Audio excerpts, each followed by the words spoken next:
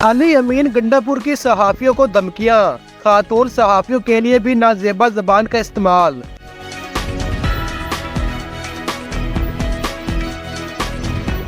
वजीर आला खैबर पख्तूनख्वा अली अमीन गंडापुर ने संगजानी के जलसे में इख्तलाफ रखने वाले सहाफियों को खुली धमकियां दी और खातून सहाफियों के लिए भी गलीज जबान इस्तेमाल की।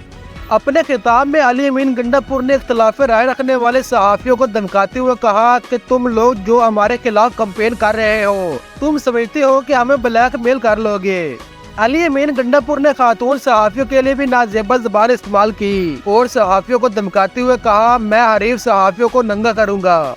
याद रहे कि इस्लामाबाद के इलाके संगजानी की मवेशी मंडी में पाकिस्तान तहरीक इंसाफ के जलसे से वजीर आला केपी के Ali Amin Gandapur, chairman PTI barrister Gohar, Ali Mohammad Khan, Hammad Azhar, opposition इत्तेहाद के सरबराह महमूद खान अचकजई समेत दीगर रहनुमाओं ने भी खिताब किया।